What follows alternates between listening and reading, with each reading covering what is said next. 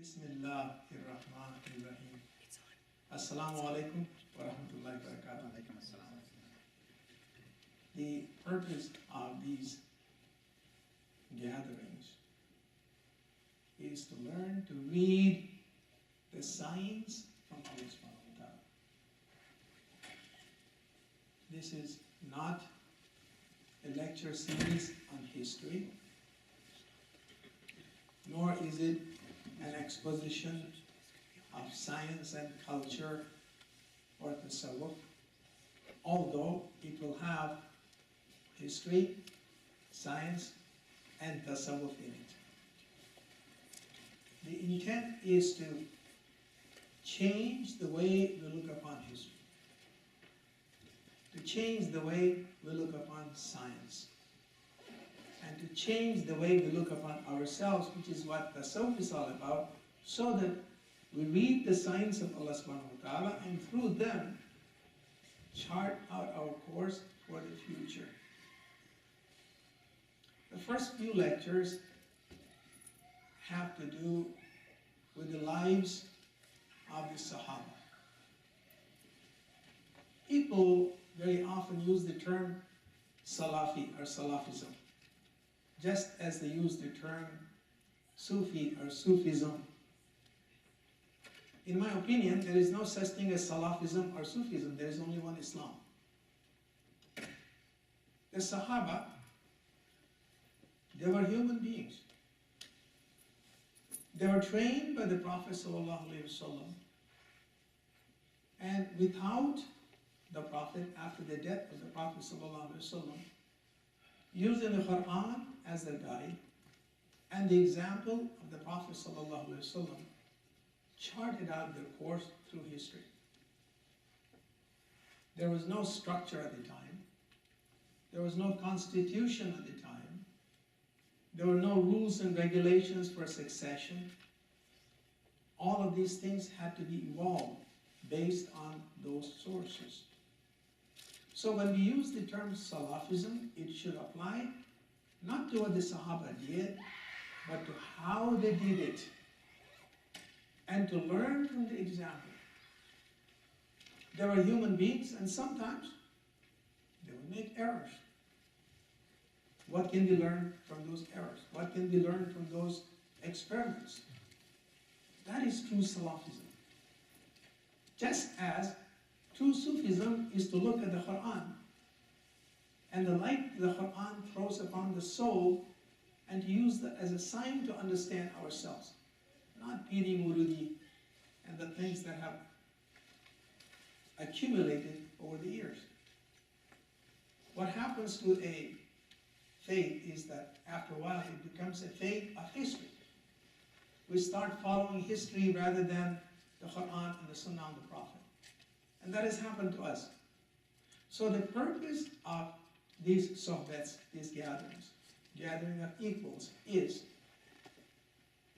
to read the signs. Things are going on in America. Things are going on in the world today. And some people are very concerned. The right way to look at them is to ask ourselves, what are the signs in them? What is Allah subhanahu wa ta'ala trying to teach us with those signs? Read the signs. Learn from them.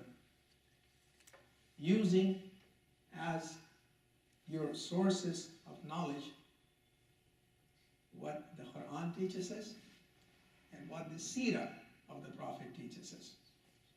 That's the intent of this series. Today, inshallah, very rapidly, we'll cover the periods of Osman radiallahu anhu and Ali radiallahu anhu. It's a very interesting period in Islamic history. Because if we understand what happened in this period, we'll have some idea of the divisions that have taken place in the Islamic world in the last 1400 years. And some of these struggles that Muslims to this day are involved with. Civilization is advanced by faith. وَالْعَصْرِ إِنَّ الْإِنسَانَ لَفِي خُسْرٍ إِلَّا الَّذِينَ آمَنُوا first. Where there is no faith, there is no civilization. And knowledge, which comes to us from Allah subhanahu wa ta'ala. But it is arrested and destroyed by ignorance and greed. Where there is no knowledge, a civilization is destroyed. Where there is greed, a civilization is destroyed. And as we talk, let's ask ourselves, how in today's world Muslims fit into or do not fit into these paradigms, these frameworks.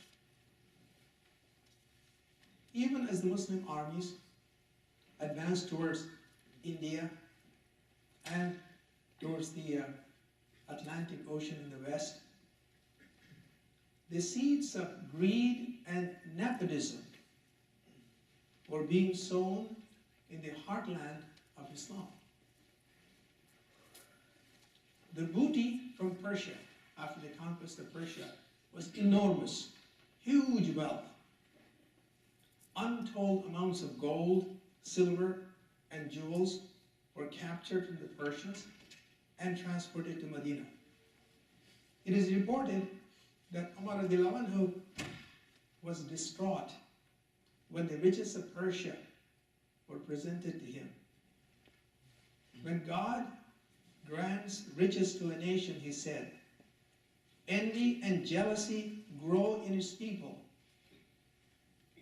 And as a result,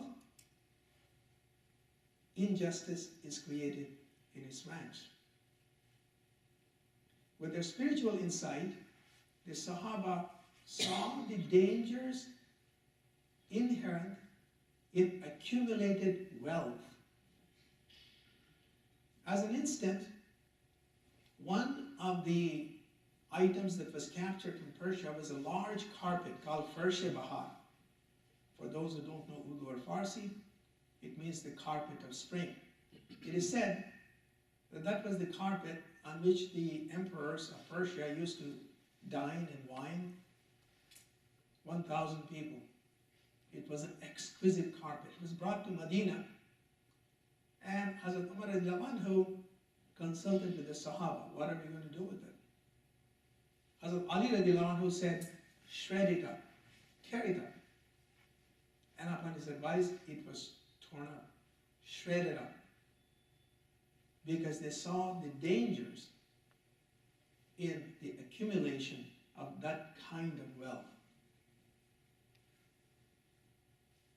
Wealth is a gift from Allah subhanahu wa ta'ala.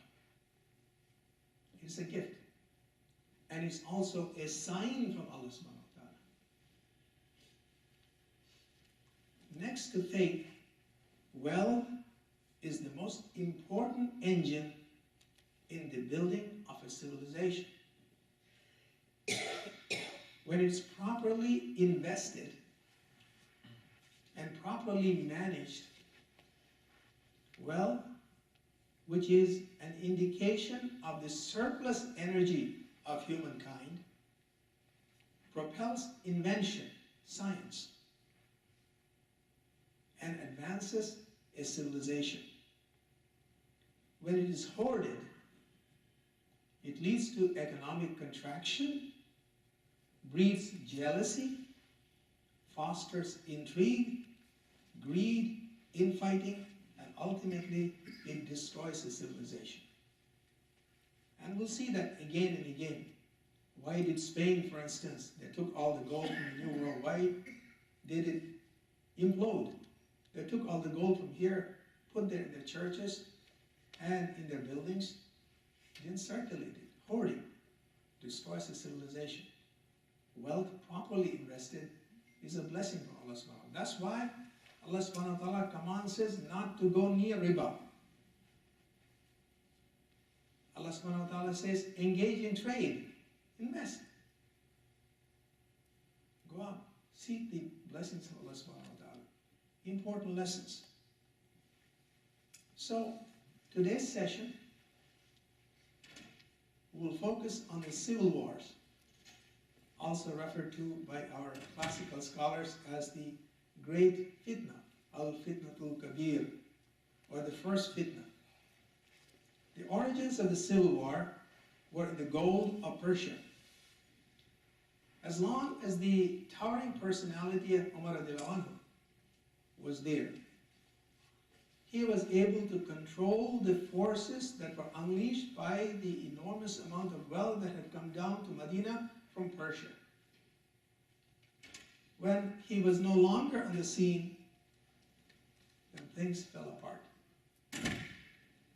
As he lay on his deathbed, Umar radiallahu anhu appointed a committee of 6 to select his successor, with explicit instructions that they were not to select his own son, Abdullah bin Umar radiallahu anhu, or to nominate themselves.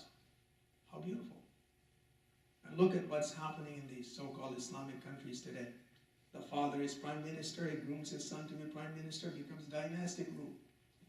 Umar radiallahu anhu. Specific instructions. The committee consisted of Ali radiallahu anhu, Osman radiallahu anhu, Zubair radiallahu anhu, Talha Zubair radiallahu anhu, Sa'ad ibn Waqqas, and Abdul Rahman ibn Aus radiallahu anhu. Abdul Rahman ibn Aus was charged with the responsibility to go around and talk to the people, take their pulse, find out what people thought. And he came back and reported that both Ali radiallahu anhu and Uthman radiallahu anhu had enormous support in the community. So they were the 2 finalists. And here, I'm going to share with you a very important question. One of the mightiest questions in all of human history. The question that was put before Hazrat Ali and Hazrat Osman was the following.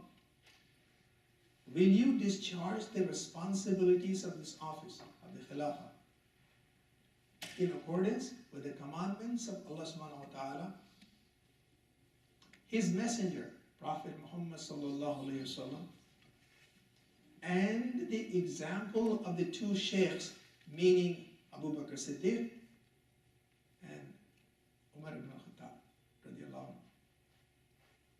Ponder over it, and I'll come back to it.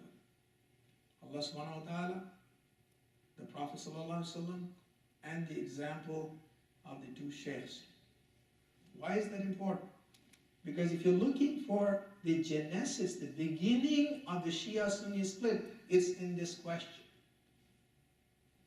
It's right here. The mightiest question in all, in my opinion, of human history, as it applies to history. Hazrat Ali radiallahu anhu was the first one to call upon to answer it, and he said, I will conduct the affairs of the state in accordance with the Quran and the Sunnah of the Prophet sallallahu alaihi wasallam. He stopped there.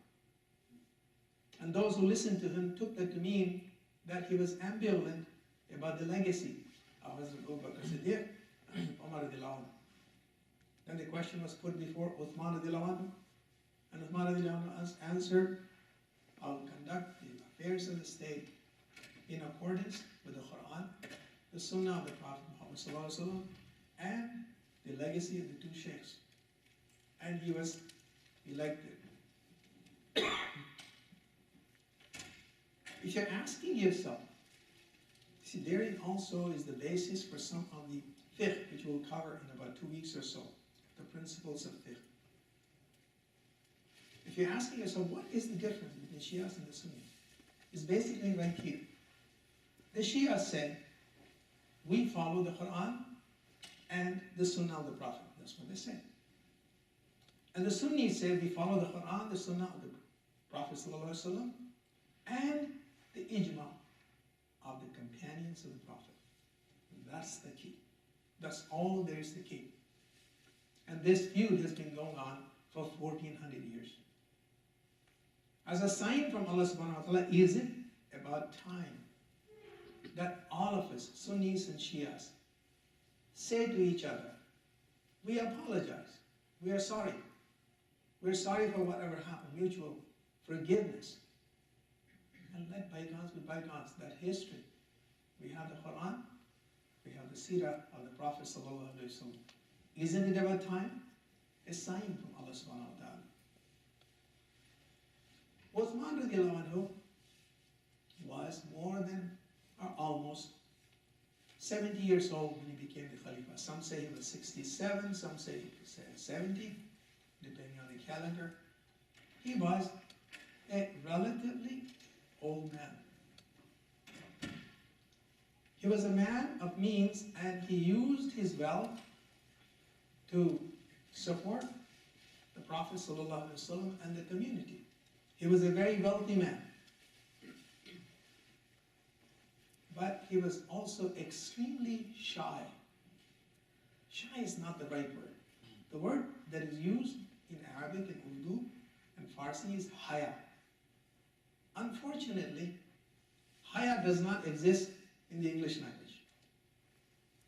There are professors here who listen to them in the English language. If there's a better word than shyness, we should look it up.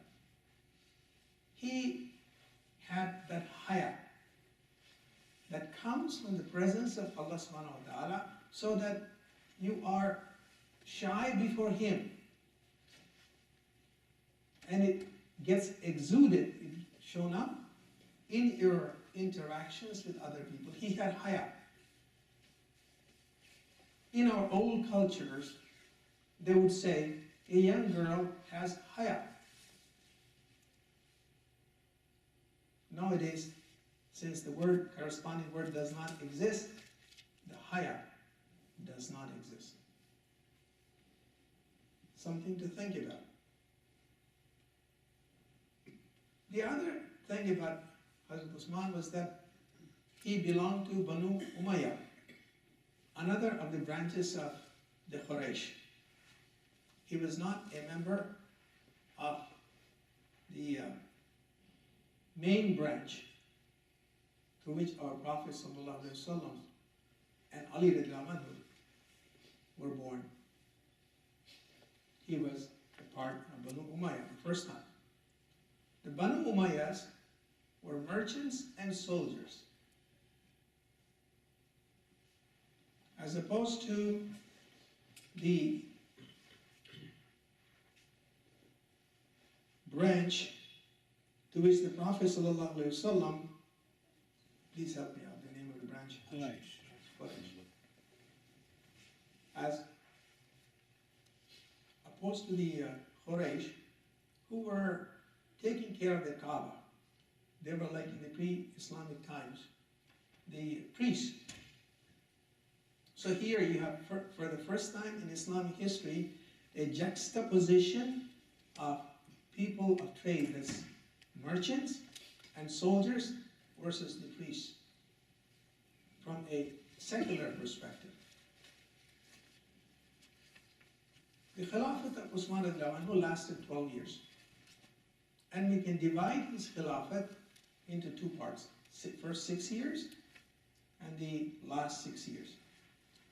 In the first 6 years, the initiatives that had been taken by Hazrat Umar radiallahu anhu carried the Muslims through, the same initiatives through. But Hazrat Osman radiallahu anhu, in his shyness, was also extremely indecisive. While these qualities are an advantage in an individual, in a ruler, they cause problems. A ruler has to be decisive. So in the latter half of the Khilafat of Uthman radiallahu anhu, corruption set in. People started to take advantage of the wealth that had come in from Persia. Before I go on to the problems, let's pay a tribute to this great Sahaba, Uthman radiallahu anhu. Two of the initiatives that he took shaped Islamic history. One was the standardization of the writing and pronunciation of the Quran. What had happened was the Mashaf-e-Siddiqi that had been compiled at the time of Hazrat Abu Bakr Siddiq now was available to people. By this time, people from India, the Hindus, people from Persia, who were Zoroastrians, people from Egypt, who were Christians, people from Yunnan, that is Greece, the Greeks. They were coming into the fold of Islam, and each one spoke with his own accent. Even today, for instance, I was born in India, pre-partition India, Pakistan. We have our own accent. And when we recite Arabic, it shows up.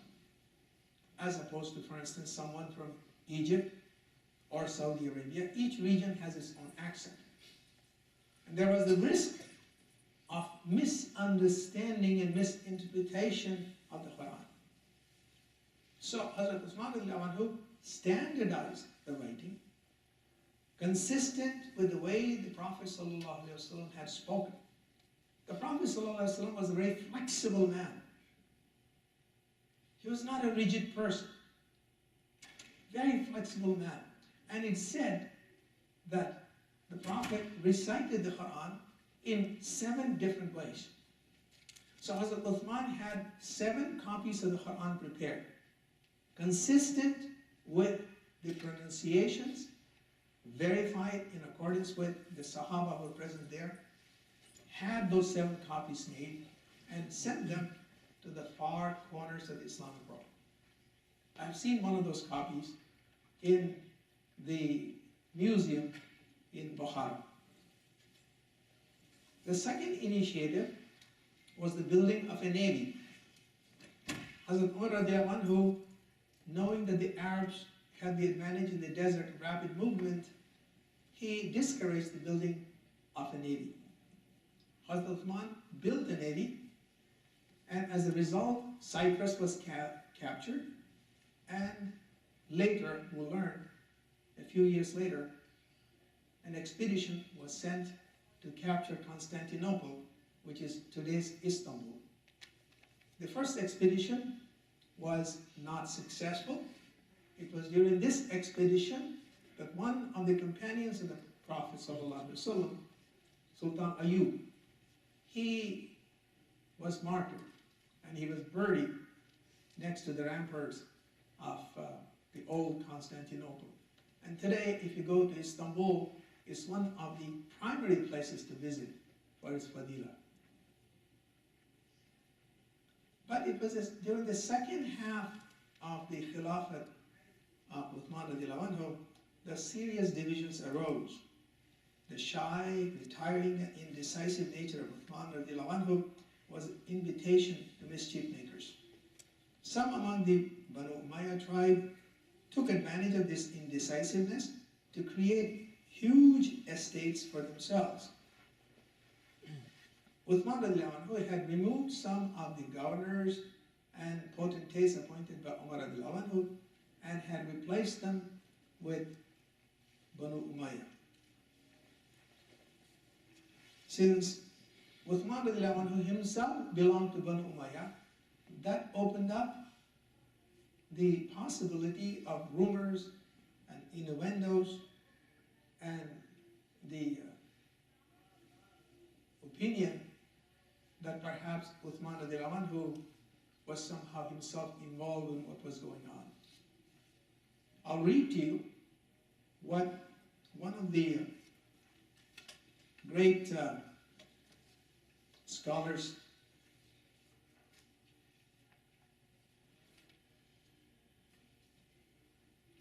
wrote about the accumulation of wealth. Somehow I don't find the page in here. Basically, this is from Ibn Kathir. Ibn Kathir, who wrote a huge compendium of history. It runs into 10 volumes. I have it in Urdu. And Ibn Khaldun, he also wrote a great book of history. Runs into 9 volumes. It's also available to me in Urdu. He points out how individual members of Banu Umayyah had built up large estates in Medina, Kufa, Damascus, and other places. And he gives specific examples. One of the quoted people had like 100,000 dirhams, another one had 50,000 dirhams, and a third one had 50,000 camels, huge estates.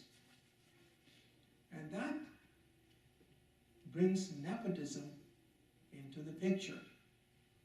So gradually, you see these rumors spreading throughout the empire, and people dissatisfied with the governors of Osman radiallahu anhu.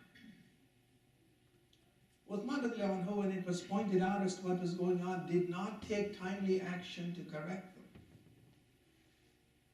Now, one should not jump to conclusions from what I'm saying in here, because each one of them was a great Sahabi. They had the ijma. They had the reason for it. We have to ask ourselves, what was the reason why Osman radiallahu anhu did what he did? They were great Sahabas. They were not ordinary people. They were like stars in the heavens. But they did it. The important lesson for us is that the ijma of one Sahaba sometimes differed from the ijma of another Sahaba. There were differences of opinion, and people took advantage of it. After a while, this grew into a rebellion. And what happened was, some rebellious groups from Egypt and other rebellious groups from Kufa invaded, that's the right word, Medina, with the intent of confronting the Khalifa. They surrounded his house, sent him an ultimatum: either resign or face the consequences. You can imagine the consequences of resignation of an elected head of state. And also, you can imagine the consequences of removing a head of state at that time when there is no structure to guide the Islamic community in ways other than resignation. Various options were presented to Khalifa Osman radiallahu anhu. One option was, why don't you, in the darkness of night,